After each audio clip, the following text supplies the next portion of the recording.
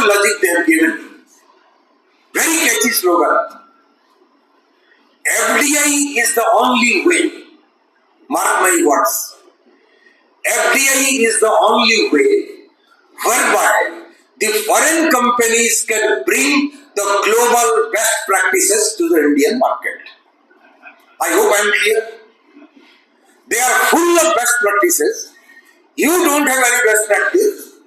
If you rake up FDI, increase FDI, then the global best practices will come to India. What are the best practices? I will tell you one example of the global best practices. I think you remember 26th of December 2004. What happened? A tsunami struck the Indian coast. Large part of the countries in Southeast Asia. That was the date, if my memory serves me right. Because of some earthquake that took place off the Sumatra coast. And what a devastation it brought in its wake. Even in Tamil Nadu, Chennai also faced the music for some time. I remember. What happened? Some people, unfortunately, they had some policies with some big foreign insurance companies who are famous or rather infamous for their global best practices. When they submitted their claims before these insurance companies, some leading lights of the foreign insurance industry, they took up a plea. They are not in a position to settle these claims because, hold your breath, tsunami is an act of God. And if at all the claims are to be settled, God himself or herself has to come down on the earth and God has to settle the claims. The matter went to the court of law. Fortunately, always the people have the ultimate victory over capital. That is an absolute truth. There might be some problem here and there. But the ultimate truth is that the people's power holds over capital's power. The lawyer appointed by the people, the unfortunate claimants, he was very smart. Or rather, they were very smart. They outsmarted the lawyers appointed by the insurance companies. The lawyers appointed by the claimants, they took up a beautiful argument in the court. They gave an argument. For argument's sake, let us assume that tsunami was an act of God. Pralaya. Hindu mythology, there is a concept of Pralaya. Louis XVI also used to say, I am the state, after me the deluge. Deluge is Pralaya. And our Louis XVI also says, I am a non-biological man, after me the deluge. So the lawyers took up a position. Let us for argument's sake assume that tsunami was an act of God. But who is the representative of God on earth? It is the insurance company. So even if tsunami was an act of God, even if God himself were to settle the claims, by virtue of being the representative of God on earth, it is the insurance company that has to settle the claims. Ultimately, the claims were settled. But what is the essence of it? This is their global best practices. And because of these global best practices, it so happened that the US Senate itself, not the Indian Parliament, the US Senate at one point of time described these preachers of global best practices as financial lepers. And now our nationalistic government, they want to roll down a red carpet for these financial lepers so that they come into India and they make a quick profit, a fast buck out of the insurance industry in India. That is why we have to oppose this 100% FDI hike. One big argument of late they have started giving. I never came across this Anand till now. This is for the first time, this concept. Earlier they were giving a logic. They will not only bring about global best practices, they will also bring about capital, Punji. Now they are saying these foreign insurance companies in particular, they will bring about patient capital into India. Had anybody heard of it? I think some 10-15 days back I came across this concept. Patient capital. Why? Insurance is a long-term contract, is it not? When insurance is a long-term contract, naturally it means the gestation period also will be long. Someone who is an investor in an insurance company, he or she has to park her funds for a pretty long period of time, and on an average, it takes around 7 to 10 years for the company to break even, so that they will start earning profit only after the 10th or the 11th year. So contract being long term, naturally gestation period will be pretty long. So whoever has to come and invest in the insurance industry, he or she has to have a lot of patience. And now they say, the Indian capitalists, perhaps they don't have enough patience. So when multinational companies, big firms come, they will invest their patient capital in India's insurance industry. They will not hanker for quick profits. They will not hope for any quick return on their investments. Coolly, calmly, they will wait for a long time. They can join Mr. Modi in going to the Himalayas and do some job of some sannyasi. They will wait, so that by virtue of this patient capital being deployed in India, the insurance industry will have huge growth. But let us be very clear. This is going to be a very dangerous proposition.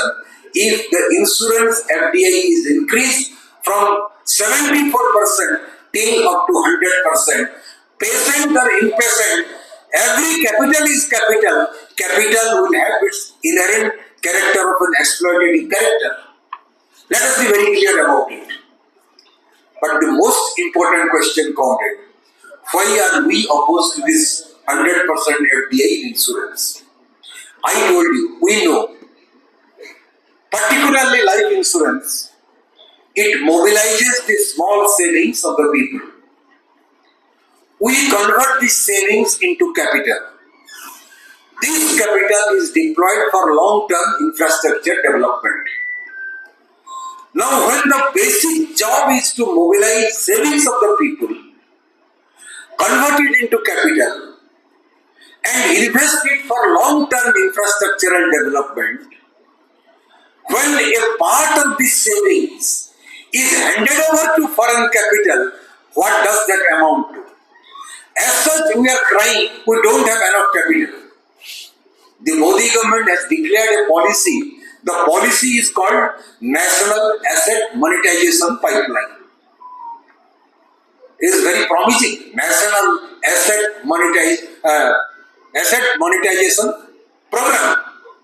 What is asset monetization? I have a bike, 15-year-old bike. Suppose I run short of money. My wife keeps advising me, why don't you monetize your bike? That means, why don't you sell off your bike, you can earn some money. So whatever public sector assets we have created in the last 70 years of India's independent existence, now Modi government wants to sell off the whole gamut of the public sector by branding it as National Asset Monetization Program. And I feel you may not believe me if I tell you, under National Asset Monetization Program, they are not only selling off the land owned by Indian Railways, the land owned by BSNL, maybe the buildings owned by the LIC also. We have got huge buildings in premium places all over the country. They are also going to sell off public spaces like parks and stadium. I don't know how many of you watch cricket these days. there is a wonderful fast bowler from the city of Hyderabad, Mohammad Siraj. You have seen him? So passionate in his bowling. He was my neighbor, or I was his neighbor for some time in Hyderabad. I can take pride. I can be a little creative also like both. We used to have our houses in the same locality. His father was a poor auto rickshaw driver. He passed away during COVID times. And Mohammad Siraj, if he could prepare himself to be one of the deadliest and fastest bowlers of the world, it is because he had the opportunity of getting his practice in LB Stadium close to our journal office in Hyderabad. That stadium is owned by government of Telangana. Today, Mahendra Singh Dhoni is a legendary cricketer. He might be a man of hundreds and thousands of crores. But the son of a poor class 4 employee in Ranchi's Tehsil office, if he could become a legendary cricketer because he had got the opportunity to practice in Ranchi Cricket Stadium, which was owned by the government of Jharkhand. Today, our Honorable Prime Minister wants to sell off this stadium also, like they want to privatize your industry, your institution, banks, under the name of National Asset Monetization Pipeline. Why this madness is happening? Because we are not having enough capital as per the government. And in the name of inviting capital, in the name of inviting patient capital, they want to destroy India's public sector insurance industry. And what will happen to India's private insurance industry? I don't know. Suppose 100% FDI is allowed. Naturally, some of the domestic players now, they may want to sell off their part of the equity and hand it over to the foreign promoter. They can do it. And what happens?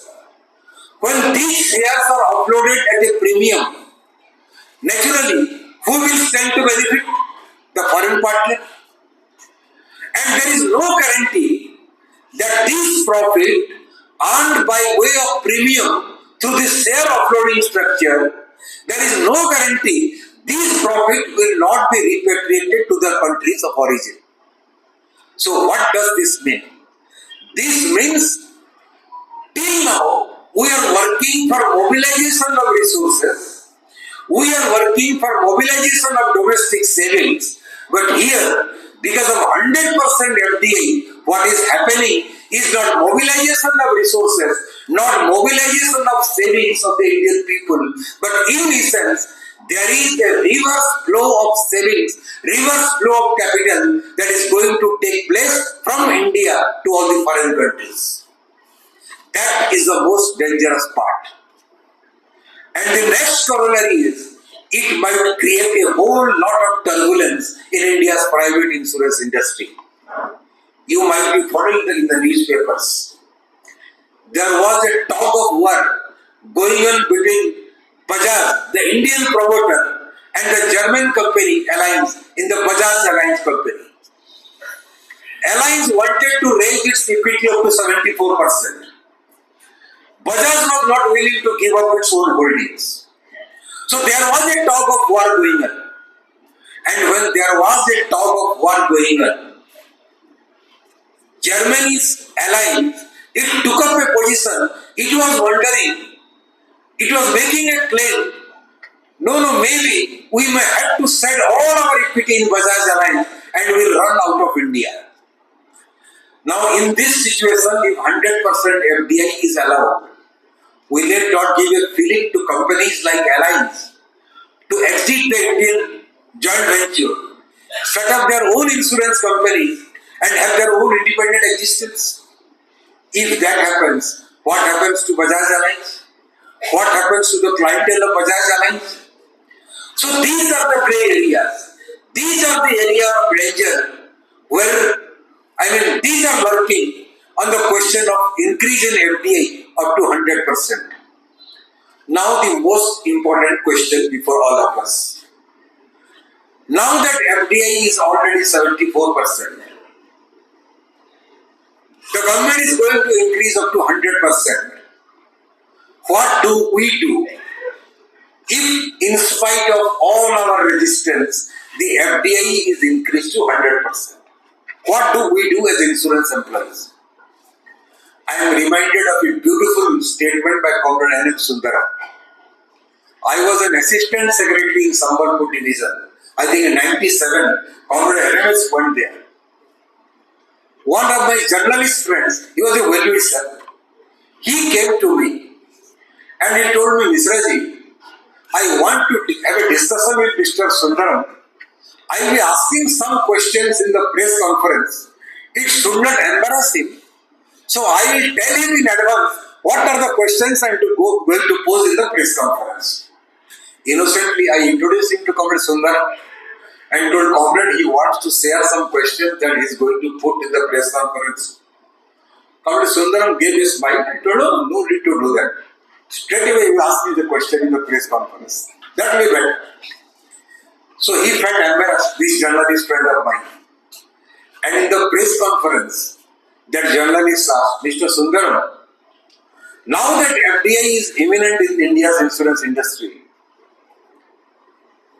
what do you intend to do if, despite all your resistance, FDI is introduced in India's insurance industry? Comrade Sundaram gave a brilliant piece of answer.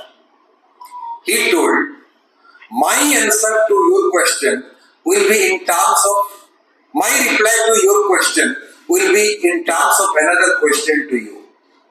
And he asked, what will you do if, despite all your patriotism, India loses its independence? So we will do as much.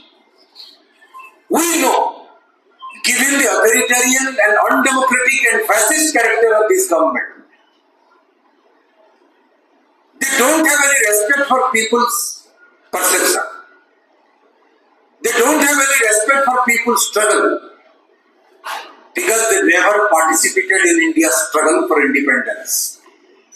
And public sector insurance, this was part of an ethos of the economic policy that was propounded at the time of India's struggle for independence.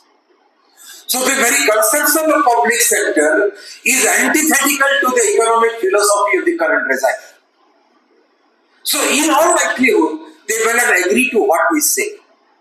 But then, from our own experience we know, if we don't struggle, virtually we will be rolling down a red carpet for the government. But if we struggle, from our experience we have learned, whatever might be our limited strength, but there is a possibility of our winning the battle ultimately. This has been our experience. No trade union in the world could resist the government policy for 3 long decades. Till now, we have resisted the attempts to privatize the Life Insurance Corporation of India. Till now, general insurance companies, they are still in the domain of the public sector. We are the only trade union in the world that has successfully resisted the privatization attempts of the government for more than 30 years. That is our experience. Who knew? A handful of insurance employees, we will start a campaign against GST on life and health insurance premium. Perhaps we did not realize in a span of 20 days, we will be able to meet more than 400 members of parliament. We achieved that remarkable feat. Not only we did that, our campaign was so huge, so powerful. One union minister, Mrs. Gadkari, he wrote a letter to the Honorable Finance Minister, and it went on to create such a political upheaval across the country. The media was not knowing which union did it. The government was not knowing which union did it. But ultimately, one member of parliament by the name of Miss Supriya Sule, who by the way was not an MP from Coimbatore, who is not an MP from Tamil Nadu, She is not an MP from Hyderabad or Telangana. She is not from the state of Orissa, my original state, native state. She is from Maharashtra. Your campaign was so powerful. She stands up on the floor of parliament and she gives the clarification. No. This campaign was taken up by the oldest and biggest trade union in India's insurance industry by the name of the All India Insurance Association. And today, a government which believes in running amok over the democratic rights of the people, that government has forced by the insurance employees under the AIA to have a serious rethink on the question of GST on life and health insurance premium. Let us hope we are successful in this part of the struggle. We have been successful in creating public awareness. The farmers of India, they have shown the way that if we struggle, you can succeed. And a Prime Minister like Mr. Modi, he had to bow down before the united struggle of the farmers. And he comes out before the media and he says, I don't know if you watched him that day, he looked so, pitifully helpless that day. And he was saying, लग रहा है कि हमारा तपस्या कुछ कम हो गया है. Tapasya, you know, tapam. Tamil, I think tapam. Tapam. So, he says, perhaps there was less sincerity about it. And he had to bow down before the united movement of the farmers. India's working class, till now, we have fought the new labor codes. I don't know from April or when they will go for the implementation. Definitely 18th of this month, all the central trade unions are meeting in Delhi. We will also be participating in that national convention. Some struggle may come. But we know from our recent memory, if we struggle, there is a possibility of victory. We have smelled victory and now we are confident we will achieve victory on this question also. We will also achieve victory on the question of our old demands, recruitment to the Life Insurance Corporation of India. Are you not confident, comrade? When in South Zone, 80% of the comrades, they participate for this 1 hour strike action. What does this indicate? This indicates there is firm conviction in what the AIA has demanded. And this conviction is not because of the figment of imagination of any leader, but this conviction has come because of the struggle of the insurance employees under the banner of the AIA. What is this conviction? The other day we were in a women convention, I was sharing some data over there. If you look at the IRDA statistics, the total number of employees in India's life insurance industry, it is around 3,56,000. LIC's annual report 23-24 it says, by March 2024, the total number of employees and officers in LIC were 98,661. Total 3,56,000 minus LIC's 98,661. The balance around 2,56,000 employees and officers, they work in India's private insurance industry. Okay? How many private life insurance companies are there, comrade? 25. Technically 26, but actually 25. So 2,56,000 in all the 25 companies. So average employee in each private life insurance company is 10,000, let us say. There is one company, Comrade Suresh, I don't know Madurai whether it has a office or not. Echo Life Insurance. Have you seen any signboard? IRCTC insurance is done through Echo. But in my life, I have never seen Echo. There is one insurance, Khema Life Insurance. Have you seen any signboard? So on an average, ACO and KEMA, they also have 10,000 employees and officers. So a company with 0.28% market share has got 10,000 employees. A company with 60% market share has got only 98,661 employees. Number one. This is true generally. Let us come to the specifics. We will compare LIC on the one hand and the SBI Life, the biggest private player on the other hand. I checked out. After a lot of efforts, I could find out there are around 24,000 employees and officers in SBI Life. What is the market share of SBI Life? 6%. With 6% market share, they are having 24,000 workers. So, mathematically speaking, with 6 times more market share, how many employees and officers LIC should have? 24,000 into 6, 1,44,000, but we are left with only 98,661. Take it from another angle. What is the number of enforced policies for SBI Life? 4.3 crore. Ours is 27 crore. Roughly 6 times the number of enforced policies of SBI Life. So going by this logic also, our workforce should be at least 1,44,000, which is now 98,661. But out of this 98,661, there are some 23,000 development officers also. I don't think development officers, they attend to the customers in the office. They are not supposed to give any customer servicing.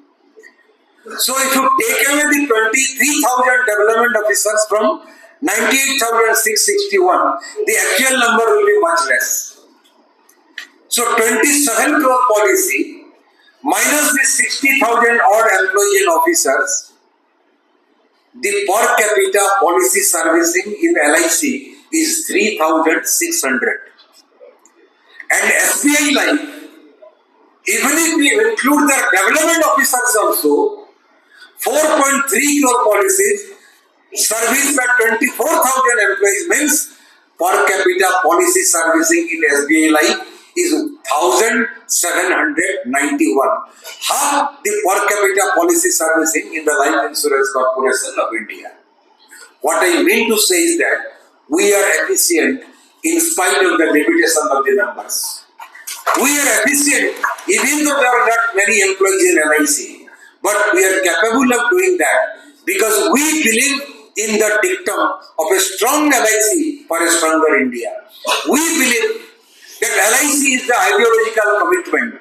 Public sector general insurance is our ideological commitment. So comrades, let us fight, let us struggle against this FDI hike in insurance to 100%, against this composite insurance, against multiple agency, against giving more powers to the IRDAI and reducing the minimum capital. If we struggle, our history tells us the eventual victory shall be ours. With this firm hope and conviction, I once again congratulate you for the hugely attended convention. Thank you very much. With this I come to you.